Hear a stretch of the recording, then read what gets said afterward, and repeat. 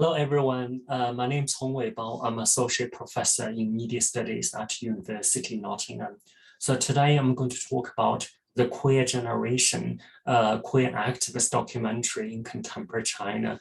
This is based on an article I published on transnational screens about 2 years ago, but it offers a pretty concise overview of some of the leading queer filmmakers and documentary films. So first, I would like to thank Seek Lens for organizing this event and organizing a series of film screenings. And these are great opportunities. And these opportunities are in particularly precious because of the environment for queer film screenings and productions are becoming increasingly limited inside mainland China. So the particular group of people that I'm talking about is, in a way, mostly active from the year 2001 to present. And a lot of them are queer activists and filmmakers.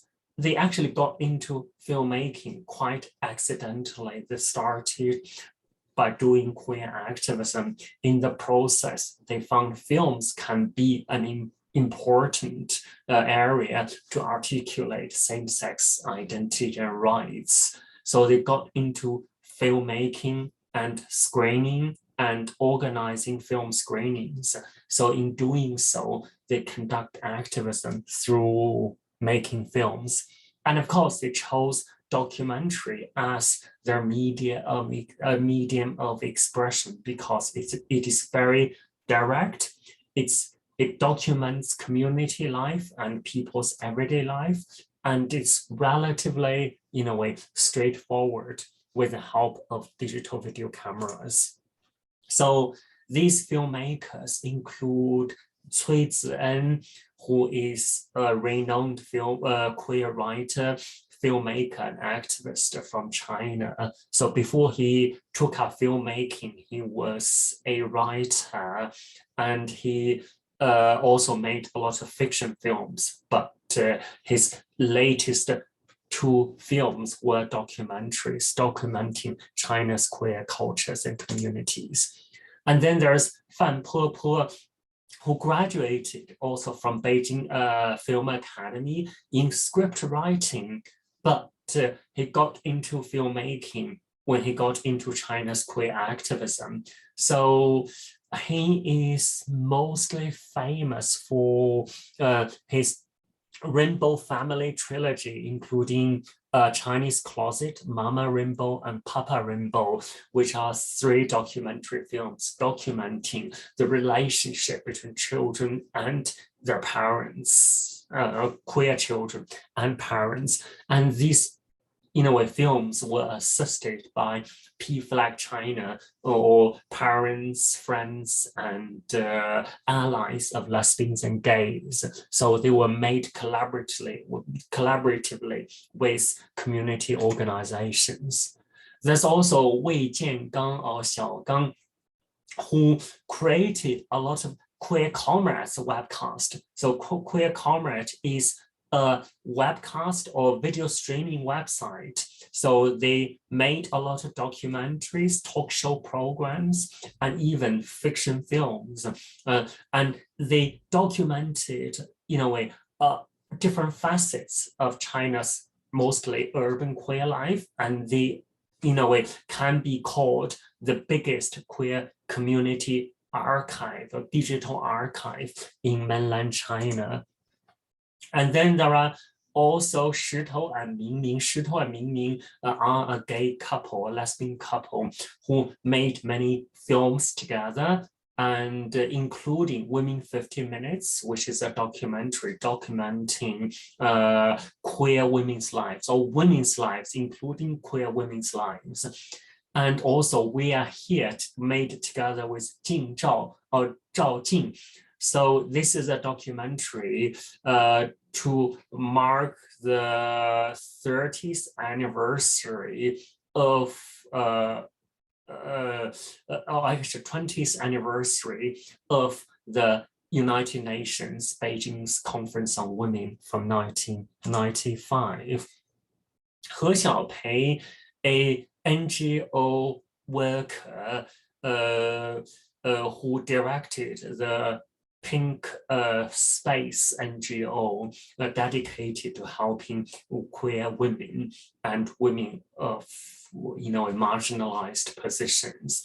And He Xiaopei made films such as The Lucky One, which is about a person living with HIV/AIDS. Lesbian married gay men made together with Yuan Yuan is a documentary on what we call pro forma marriages or cooperative marriages between lesbian and gay people, marriage of convenience. And then Bad Women of China from last year, 2021, is a kind of autoethnographic film about herself and her family, including her mom and her daughter. So He Xiaopei has made a lot of films that feature queer women's lives and desire. And Yang Yang, as one of the organizers of the Beijing Queer Film Festival, she has made a documentary about the Beijing Queer Film Festival on its 10th anniversary from 2011. And then Wei Tingting, who is a feminist activist, and she has made a film about bisexual people's lives called By China. So all these filmmakers, of course, this is an comprehensive list.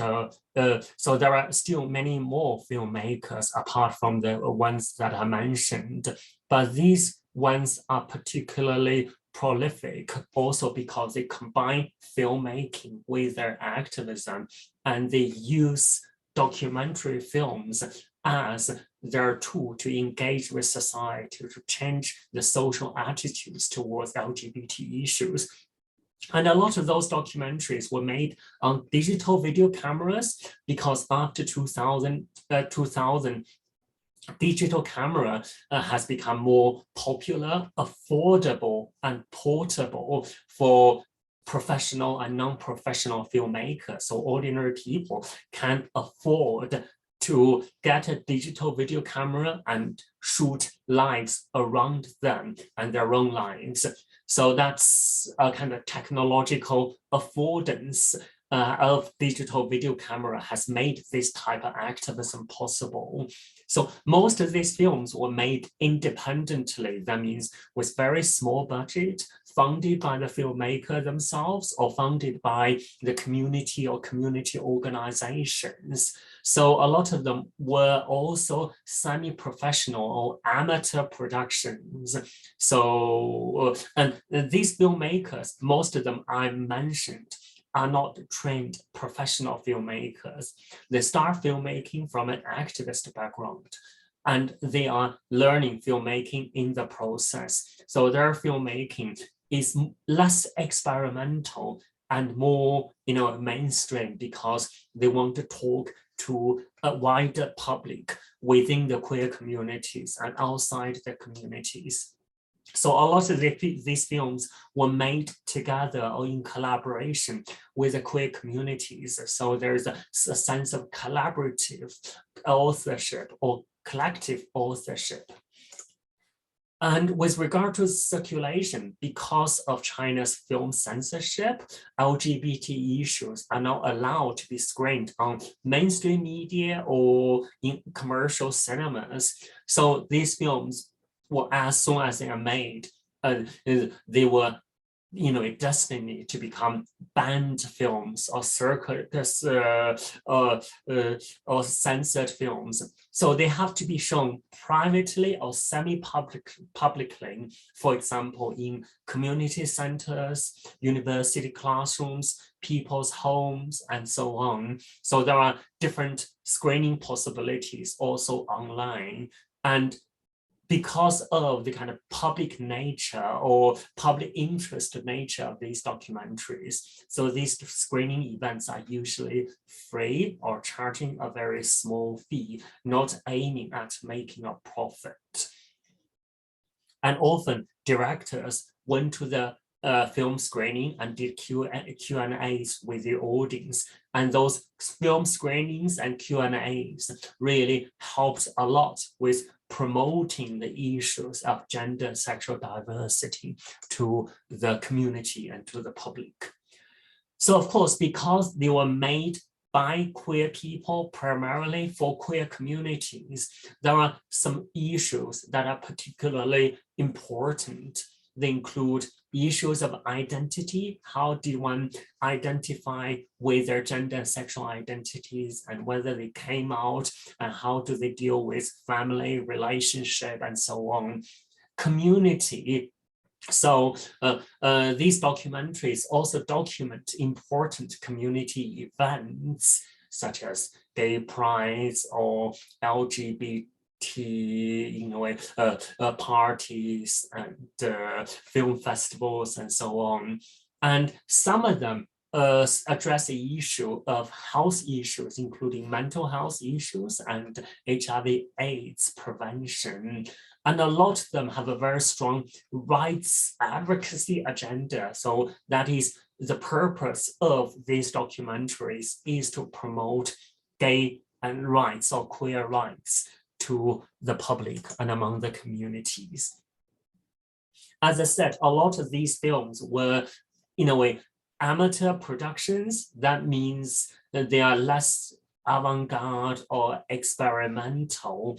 However, there is a sense that they are deliberately queering the mainstream aesthetics and inserting the queer people's voices and bodies in these representations. For example, in the talk show program or in the queer news program, although they used mainstream broadcasting techniques, the purpose is to show queer people as ordinary people and their voices matter. So these films should be understood and called, in a way, different names. For example, community documentary, activist documentary, or social movement documentary. In other words, they are designed to capture the historical moment, the political spirit, and the structures of feelings of the time, and they serve the purpose of community building and social activism. So there's a very strong emphasis on identity and rights in these films. And a lot of these films emphasize how to use screen or screen media for activism. So I'm quoting a sentence from Cui Ziren, the filmmaker. We do not think that we should advocate and promote the so-called standard, artistically refined and excellent films. We call for acting with digital videos and changing the world. So screen media is seen as a vehicle for social change. So they are, fighting against censorship, but they're also fighting against other things such as conservative social norms and mores and the norms within the gay community, or otherwise known as homonormativity and so on. So they were one of the few, venues in mainland China in which the word queer is used. So this can be seen as a kind of cultural translation of queer theory in the mainland Chinese context.